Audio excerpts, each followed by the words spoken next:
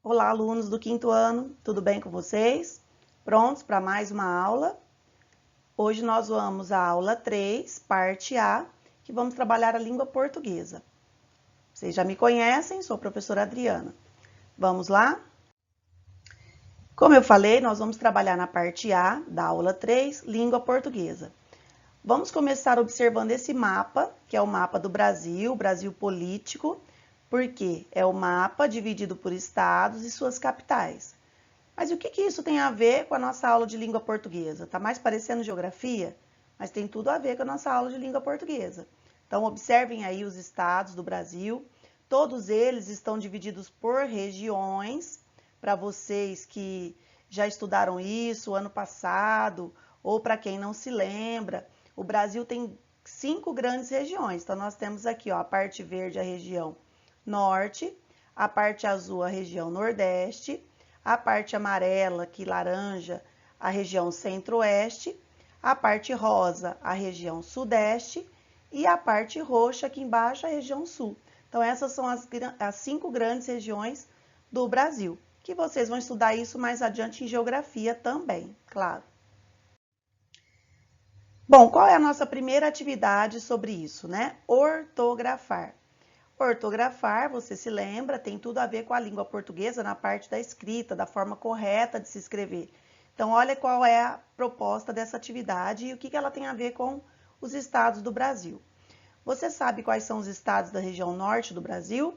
São eles: Pará, Tocantins, Rondônia, Acre, Amapá, Roraima e Amazonas. E eles estão aqui embaixo, separado. No slide anterior, vocês viram o Brasil todo, dividido por regiões. E aqui é o mapa apenas da região norte, com os 7 estados. O que vocês vão fazer? Escrever esses 7 estados da região norte em ordem alfabética. Qual é a dica, né? Quando nós vamos escrever a ordem alfabética, temos que lembrar, claro, do alfabeto, né? Vocês já sabem disso. Então, nós vamos começar pela letra A. Então, você procura aqui no mapa a letra A. Vocês vão perceber que nós temos Acre, Amazonas e Amapá. Então, tem 3 estados iniciados com a letra A. Então, você vai ter que olhar a segunda letra. A segunda letra no Acre é a letra C, no Amazonas é a letra M e no Amapá também é a letra M.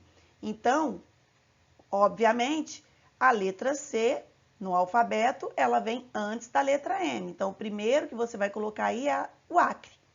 Em seguida, você vai ter que definir qual será a segunda palavra, Amazonas ou Amapá. Lembrando, ó, o A e o M, o A e o M. Então, você vai ter que analisar a terceira letra. Olha só como você tem que fazer uma análise aí bem feita dessas duas palavras, do nome desses dois estados. Mas a terceira letra também é igual, que é o A e o A. Então, nesse caso, você vai ter que analisar a quarta letra. Na palavra Amazonas, a quarta letra é o Z, e na palavra Amapá, a quarta letra é o P. Então, agora já dá para você descobrir qual desses dois estados será o próximo, Amazonas ou Amapá. E aí você continua fazendo a análise aí das letras dos outros estados para escrevê-los todos aí na ordem alfabética. Segunda atividade, número 2. Vamos preparar uma festa surpresa e para podermos escolher quais doces teremos, foi organizada uma lista dos nomes desses doces e escrita abaixo. Então, vamos ver aqui juntos as palavras, né, que são os nomes dos doces que foram escolhidos. Beijinho, pipoca, bombom, canudinho, camafeu, cajuzinho, quindim, bala, brigadeiro, churros, cupcakes e pirulito. Então, todas essas palavras, vocês vão também colocá-las em ordem alfabética. E aí, vamos fazer aquela análise novamente. Vamos começar analisando se tem alguma palavra com a letra A. Não tem nenhum doce aqui iniciado pela letra A. Então, vamos para a segunda letra, que é a letra B. Ó, eu vou pegar aqui para destacar para vocês. A letra B nós temos beijinho, bombom, bala e brigadeiro. Então, olha só, para você começar a sua escolha, a sua definição de qual é a palavra que você vai usar primeiro, ó, destacamos 4 palavras com a letra B. Beijinho, bombom, bala e brigadeiro. Todas começam com B. Então, agora você vai analisar a segunda letra.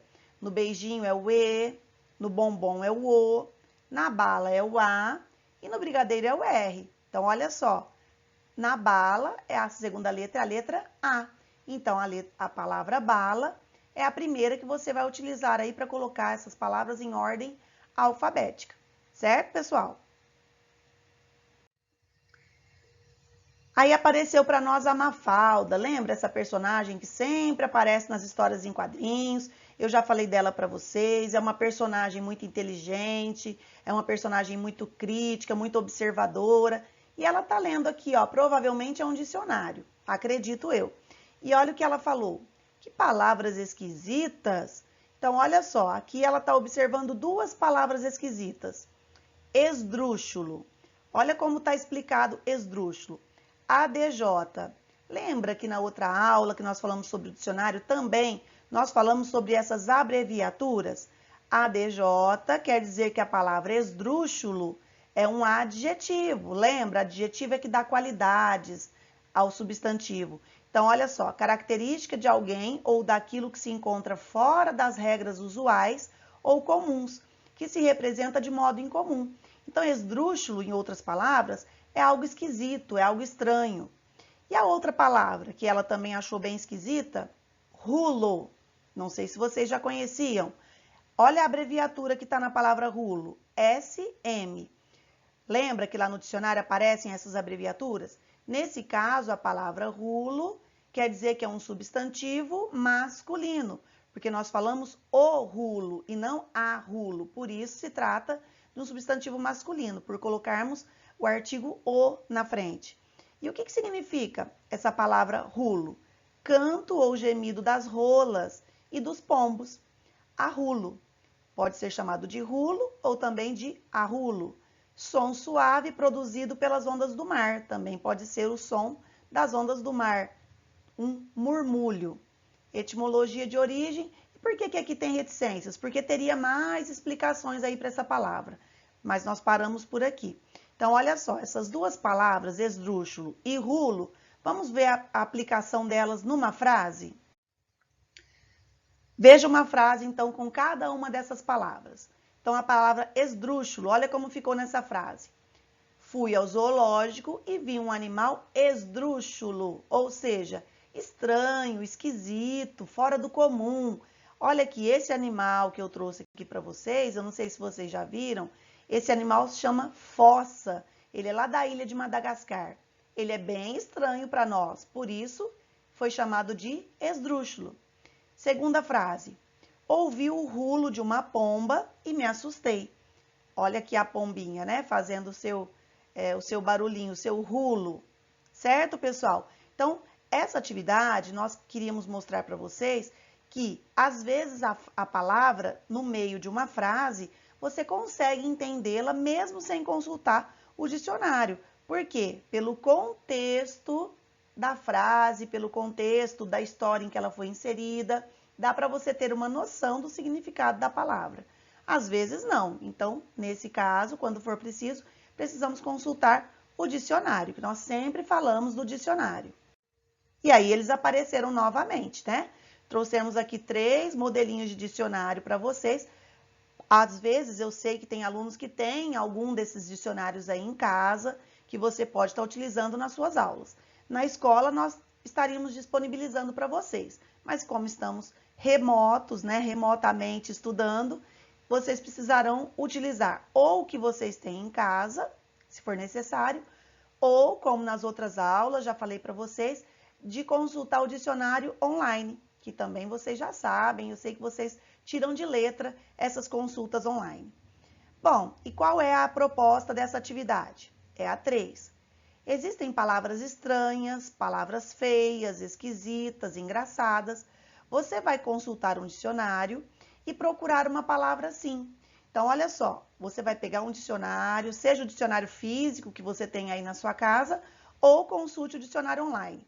Escolha uma palavra estranha, esquisita ou engraçada, ou até feia, e você vai, ó, em seguida, anotar o significado dessa palavra.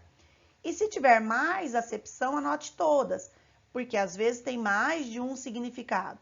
Então, você vai anotar aqui, você anote a palavra aqui nessa linha e o significado dela. Então, escolha com bastante cuidado aí uma palavra bem diferente, uma palavra que seja bem estranha, bem divertida. Bom, então o primeiro passo é fazer isso. Você escolheu a palavra, consultou o significado e escreveu aqui, no número 3. No número 4, você vai fazer exatamente o que eu acabei de mostrar no slide anterior. Você vai aplicar essa palavra em uma frase, você vai criar uma frase. Agora você vai escrever uma frase com essa palavra que escolheu. Então você pense qual vai ser essa frase e escreva aqui para nós na atividade 4. Use aí a sua criatividade, certo, pessoal? Chegamos na hora da tarefa, parte 1. Olha o que está dizendo aqui, para lembrar vocês, responda utilizando o caderno. Por quê? Porque você vai ver aí que no seu material impresso não tem espaço suficiente para você escrever. Então, faça no seu caderno, coloque a data, especifique que é uma atividade de português, pode colocar que é da aula 3, e aí você começa a resolver o exercício. O primeiro. Reescreva as frases, substituindo as palavras destacadas por outras do mesmo sentido. Olha só, quando fala reescreva, quer dizer que você tem que escrever a frase de novo, todinha, a frase completa, e substituir as palavras destacadas por sinônimos. Ó, como pediu outras do mesmo sentido são sinônimos, que é aquilo que encontramos nesses dicionários que eu acabei de mostrar para vocês. Lá nós encontramos o sinônimo das palavras. Então, olha a primeira frase. Dia sim, dia não, dores nas costas que despontam. Então, vocês vão procurar o significado, outro significado da palavra despontavam, perdão, tá no passado, despontavam. E vão trocar, vão substituir. Na outra, produzindo uma preguiça infinita. Então, vocês vão substituir a palavra infinita por outro sinônimo, certo? Para fazer a próxima atividade, vocês precisam entender o que é polissemia. A palavra polissemia já é uma palavra estranha para vocês, tenho certeza. Não é uma palavra comum, não é uma palavra que nós vemos diariamente, que nós lemos nos livros constantemente. Então, vamos entender o que é a polissemia? Você vai ver que não é nada difícil. A polissemia quer dizer os muitos significados que uma palavra pode apresentar. A expressão vem do grego polis, que significa muitos, e sema, que quer dizer significado. Uma expressão polissêmica, dessa forma, tem significados diferentes conforme o contexto em que se apresenta. Então, ó, polissemia quer dizer muitos significados. Então, não tem palavra que nós consultamos e encontramos lá no dicionário vários significados, ou seja, várias acepções daquela palavra? Isso quer dizer a polissemia. Trouxe um exemplo aqui para vocês, ó, a frase A. Não consigo entender sua letra. É a letra, é a forma como a pessoa escreve. E a B. As letras gregas são difíceis de grafar. Ó, nas duas frases apareceu a palavra letra. Na de baixo está no plural, mas é a mesma palavra letra. Só que aqui, nesse contexto, eu estou dizendo que é a maneira como a pessoa escreve. E no segundo contexto, essa letra são as letras do alfabeto grego, que são difíceis para nós. Perceberam? Então, esse é um exemplo de polissemia. E aí você vai precisar entender isso para fazer a próxima atividade que eu vou explicar agora para vocês. Leia o texto. História do céu. Já existia o céu, mas ainda estava se formando. O céu ainda estava se criando. Era baixo de um lado. Não era como hoje.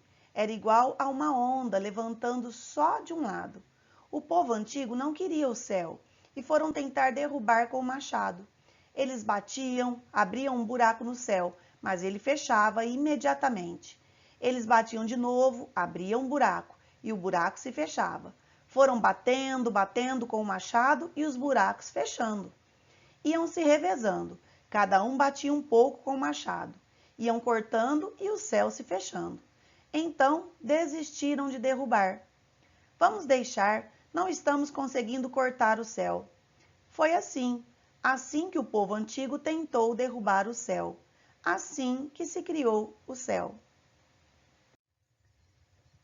Sobre esse texto que vocês vão fazer aí no seu caderno, lembrando que não tem espaço aqui no material. Olha o que pediu na número 2, de acordo com esse texto que acabamos de ler. Explique por que a palavra céu é polissêmica e em qual sentido ela foi adotada no texto. Então, olha só, a palavra céu apareceu várias vezes durante esse texto. E nós queremos saber por que ela é uma palavra polissêmica.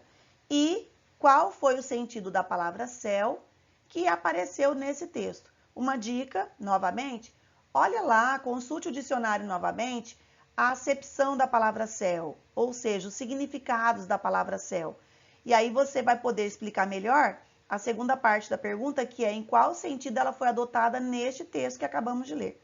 Certo, pessoal? Consulte o dicionário, ele vai ajudar bastante você. A atividade 3 é uma atividade que você vai fazer a escolha, é uma questão de múltipla escolha. Você tem que ler item por item com bastante cuidado e assinalar apenas uma alternativa que é a correta. Ó, assinale a alternativa, a única alternativa, que traz um exemplo de polissemia. Então, a dica que eu dou nesse exercício é assim, para você ler com bastante atenção, com bastante cuidado. Por quê? A palavra, para ela ser polissêmica, ela precisa sim ter uma palavra que tem mais de um significado, isso quer dizer a polissemia, e que ela tem uma relação, uma frase com a outra, essa palavra numa frase e na outra tem que ter uma relação. Então, olha só, a frase A. Manga é um fruto delicioso. Manga, parte da camisa. Aqui as duas palavras manga apareceram, mas uma é a manga, que é a fruta, e a outra é a manga da camisa. Então, pense aí. Letra B. Canela, que é o pó usado em receitas, e canela, que é a parte da perna. Então, é a mesma palavra, mas olha o contexto de cada uma na frase. Letra C. Obra, que é qualquer construção, e obra, que é a produção de arte. Então, olha só, essa obra é uma construção e essa obra é uma produção de arte, que também não deixa de ser uma construção. E letra D. Banco, que é uma instituição financeira, e o banco, que é o lugar para assentar. Então, leiam novamente, faça a sua análise aí com bastante calma e escolha qual é a alternativa correta, que traz o exemplo de polissemia, de acordo com o que acabamos de ver.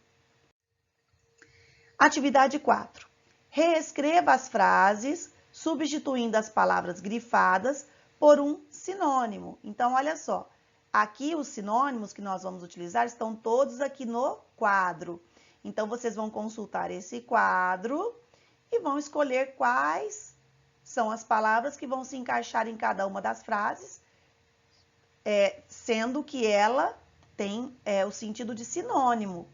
Sinônimo, palavra diferente com o mesmo significado. Vamos fazer o primeiro juntos? A primeira frase, para vocês perceberem como é, porque está pedindo para reescrever. Então, não é só colocar a palavra, é escrever a frase todinha novamente. Então, olha a primeira frase. Porque todo este choro, e a palavra destacada é a palavra choro. Então, vamos lá no quadro. Vamos ver qual palavra lá do quadro tem o sinônimo da palavra choro.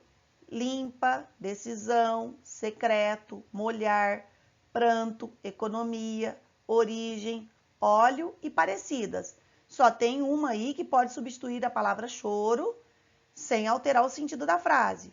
Qual é a palavra? É a palavra, ó, pranto. Vou destacar aqui para vocês. Você pode ir destacando aí no seu material também. E como vai ficar na frase, então, quando nós fizermos a substituição? Por que todo esse pranto? Então, ó, choro e pranto são palavras sinônimas, ok? Agora, vocês vão fazer a mesma coisa com as outras frases. Se precisar novamente, consulte o dicionário. Ao final de mais uma aula, hoje a aula 3, parte A. Na parte B, na próxima, nós vamos continuar a língua portuguesa. Ok, pessoal? Mais uma vez, parabéns pelos estudos, parabéns pela dedicação, pela participação nas aulas. Continuem assim, façam os exercícios, corrijam com a professora ou com o professor, tire suas dúvidas e vamos continuar os nossos estudos, ok? Até a próxima aula, pessoal!